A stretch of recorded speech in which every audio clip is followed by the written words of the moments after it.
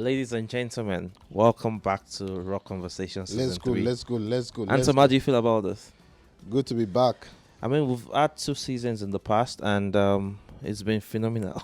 They won't get the joke. They won't get the joke behind it. It's been phenomenal. So, real quick, before we dive into the first topic of this season, what have you been up to? Trying to figure out the price of Pampas, which is better. That is duties, yeah? Yes, which is better. So, boy, it's been good. All right, great. Well, I think it's been easy for me this period also. Very few travels and likes of it. Even though I'm about to eat the road again anyways. All right, so today we'll be talking about understanding boundaries. And this one chokes more. So because we need to, generally I feel like people don't, in my language, they'll say ko o mora. That means people don't know when to stop. They don't know when to, they're exceeding their limits. So what's your take on that before we move into that? Well, it's easy to point fingers though. That this is the fault of this person. You don't know when to stop. How would I know when to stop when you have not defined my limits? So if you don't define my limits, I continue going. But they say beggars don't have limits. Givers should know givers should have limits, but beggars don't have limits. And so the onus is on the giver now. So if I'm the one giving, then you should be the one saying, "Hey, it's time. It's enough." You should be the one defining the boundaries. If someone is encroaching to your space, your sanity, you should be the one defining the boundaries, not the other person. Okay, real quick, let's talk about entitled people. People that feel, oh, because I'm your childhood friend, I was there when you were suffering. I mean, even in marriages and relationship, even your spouse get entitled. I mean, look at Akimi's wife. I mean, she got entitled over his money. Look at the other. There's another person that, again, a footballer that the girlfriend actually, no, Israel Adesanya, that's him. His girlfriend wanted to sue him for breaking up and then wants half of his property. I feel that's entitlement. So what do you have to say about entitled people? Well, I don't think that's entitlement. So what's that? I think Settlement plan? No. So this is it. When you talk about entitlement, there's legit title to be entitled to. Okay, so tell me about entitled people. So for example, yeah. if you're my wife, then you have a title that grants you access to be entitled. Why? Because you occupy a position, you occupy a role, you play a role. I don't understand. Your staff in the house does not occupy a position. Exactly. So he's entitled to his salary. Yeah. So the question is, where do we define, or where do we start the entitlement from, and where do we end it? So for example, your staff in the house, like you said, Yeah. he's entitled to his salary, right? Yeah. He's entitled to good environment. I don't know what are they entitled to again? That's all. Salary. Okay. They're good entitled to certain things. Good working conditions. That's The all. same way your wife should be entitled to certain things because of the position she's holding. Okay, so let's not drive this relationship wise. Now let's talk about friends that are entitled to your money because they felt, oh, I was there when you had nothing. We suffered together. Well, not like they suffered with you, but we're both sleeping on the couch together, and all of a sudden, No, they're entitled. They're entitled to their story. Yeah, that's what they're entitled to, not my money. well, They're entitled that's to what their I'm saying. story. So they can share the story. It's okay to share the story. Yeah, I mean, a lot of people but feel don't like go beyond that story. No, a lot of people now feel like now that you're a billionaire or you're a millionaire, they should have a portion of your wealth. I'm not sure. That one is now something else. It's no longer. It's still entitlement now. Is the negative entitlement? It's crazy because what are you entitled to exactly? Okay, we did not make the money together. Okay, I'll share a real life story. I won't mention name for confidentiality purpose. So, I know someone that is pretty wealthy, and when he got to Abuja, he squatted with a friend for some time, and now that he's wealthy, he has done his bit for this friend, but this friend still sets him up they still set him up to get him arrested by saying they should question the source of his money. Just because the friend has refused to do above and beyond. Again, no, that person is not a friend. Again, that person is just the person has also, just because the person knows that, oh, this person has a girlfriend and he's doing everything for his girlfriend. But when it comes to me, I get the barest minimum. So isn't that entitlement? No, so it's entitlement. But what I'm saying is, when you talk about entitlement, it's here and there. when people say they are entitled to certain things, you need to show me what did you do and what are you. How can we evaluate this entitlement? So, if you say you're entitled to my wealth, how much did you contribute to making my wealth? Oh, they could tell you. So I'll tell you this. Same person, the guy will tell you that, oh, the interview that got him the job that changed his life, I was the one that gave him the transport fare to go to the interview. And so I give him back the transport fare. That's what he's entitled to. He's entitled to the transport fare. So I'll give him back the transport fare. So you mean if you win 100 million from a jackpot now, you give him the money he gave you to play the jackpot? That's what he's entitled to. Any other thing is, you are begging me for something else. Before I move on this particular point, I want to give a very funny scenario based, and our viewers, please feel free to comment. Feel free to share your own point and what you do in this scenario. I borrowed money from you. You gave me 1 million naira cash. When the vehicle going, after you give me that 1 million naira cash, armed robber stopped us on the way. They wanted to rob us. And I said, okay, handsome, I don't want your 1 million anymore. Take your 1 million. Transaction has already happened now. But I don't want your money again. Oh boy, transaction has already happened. The money is no longer mine. I don't understand. You borrowed me 1 million naira. I said I don't want the money again. Take your 1 million naira. No. You are evil. The transaction has already happened. Do you know the truth? That's how I feel about entitled people. I feel entitled people will always leave you hanging. They are wicked, and it's the spirit of witchcraft. Honestly, if you are an entitled person, I'm saying it to you. You just don't know. You're a witch or wizard. No. But the thing is this. No, I'm trying to create a balance here, right? Are people entitled to certain things? I think they are. Things like what?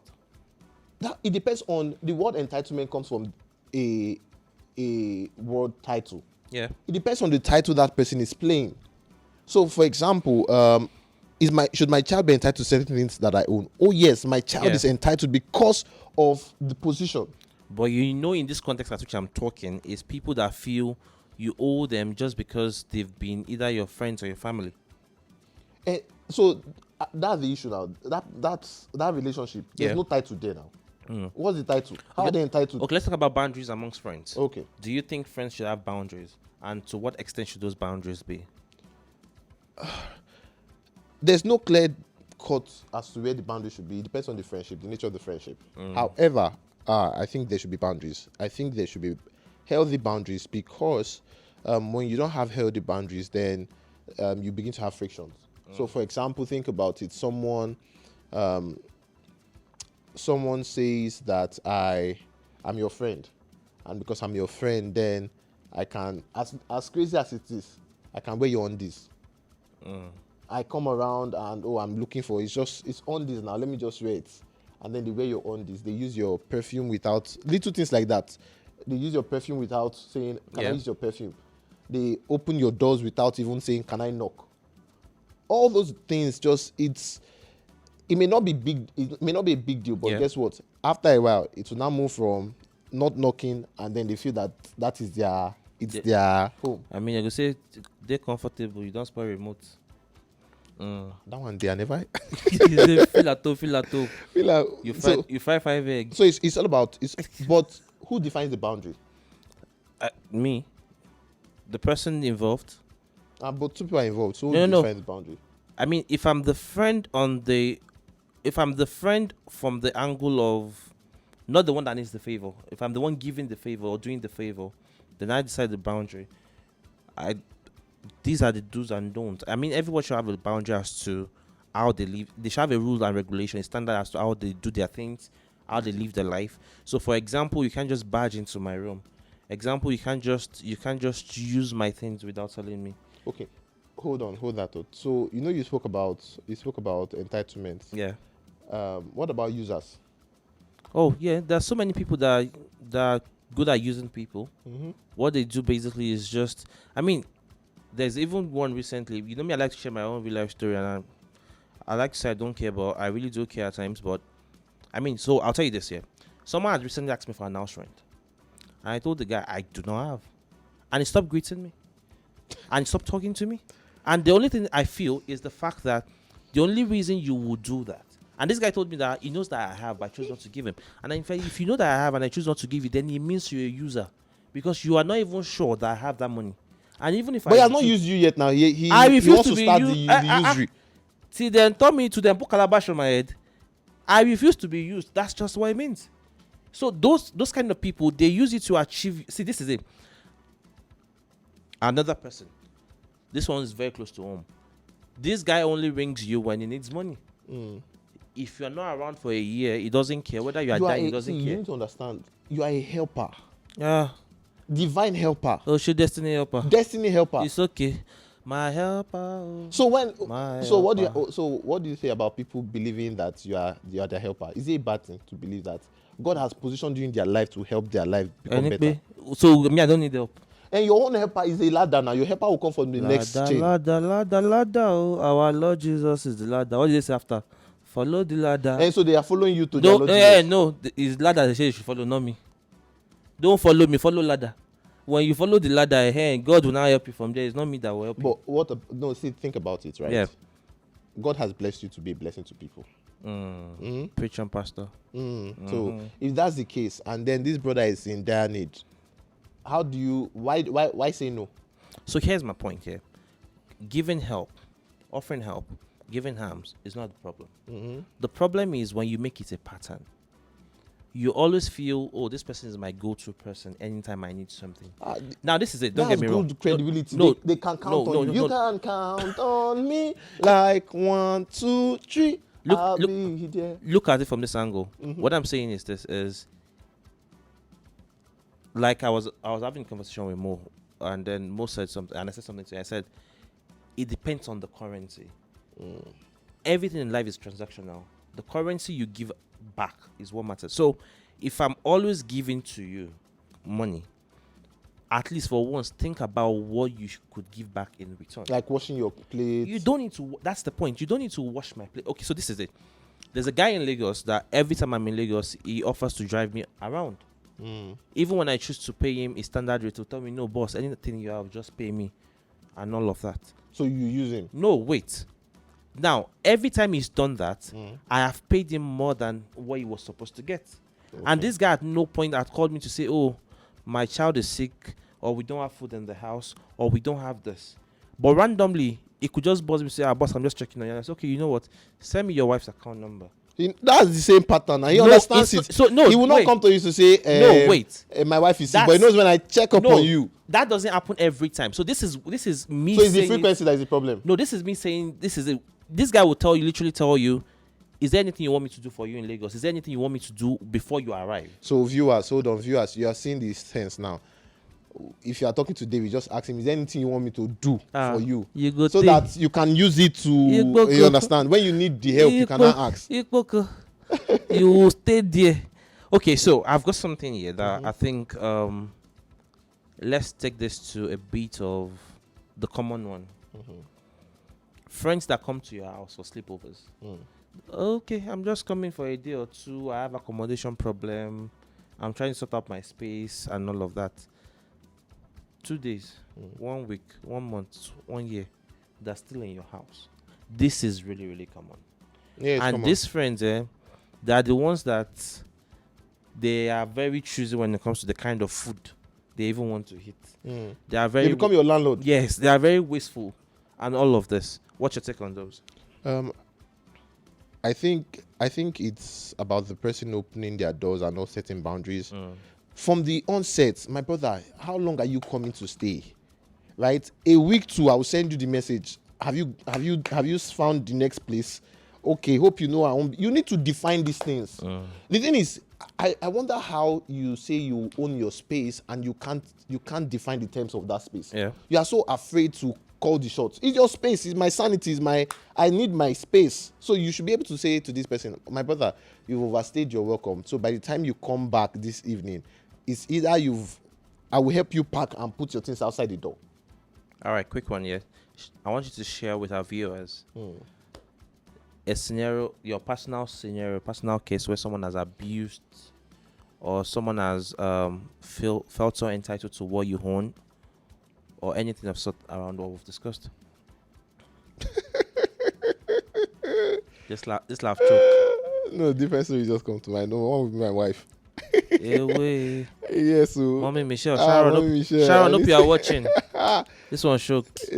My wife can can be so entitled to everything I own. Everything I own. She can just tell you, she can tell you, this one, you can't wear it anymore. It's not my own stuff. I'm like, but I bought it for me.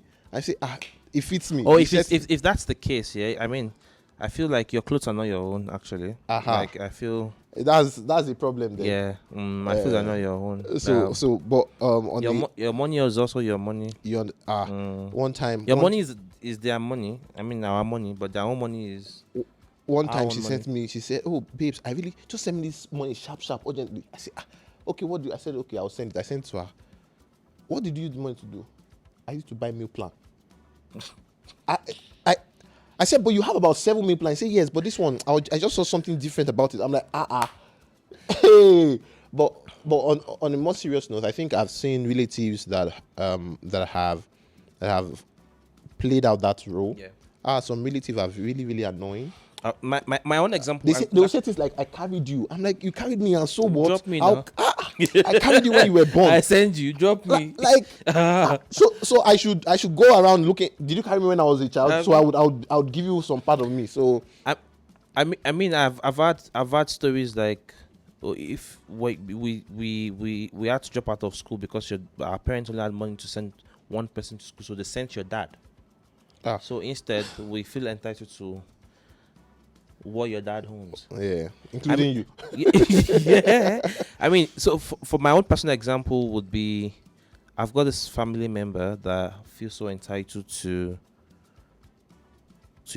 my money, basically. It feels anytime he calls, I just need to dish out cash. And it comes from the angle of, I'm working on a project. That project is almost out. They're going to pay me 50 million for Martin. And all of this also. And then you say, I just need right now is I just need to pay my workers maybe 500,000. Like Mr. Macaroni say 500,000. And then, but I have 300,000. So he tell you it's 500,000, but he has 300,000. So he's left with 200,000. And then in my head, I'm like, okay. And then you borrow the guy, and then never pays back. And he comes and tell you, I didn't forget I was owing you that 200k, but if you can give me another 100,000, I'll just pay everything back all at once. I mean, I did a couple of times, and I told him at the point. You were a Ponzi scheme? No, I told him at the point. I said, guy, the money now asked for last. Guess how much? 5,000 naira. So I told him, I said, all the money you've been owing me, I'll let it go if you return this 5,000 naira. And guess what? He did not return it. He didn't return the 5,000. And that was it for me with him. And that was the straw that broke the camel's back. And I feel a lot of people are like that they feel entitled to what you have. So we've got less than 3 minutes more. And at what point do you think or feel that entitled people should be cut off totally? People that feel entitled in that manner, which I'm talking about. I think the earlier so, because it's like a cancer.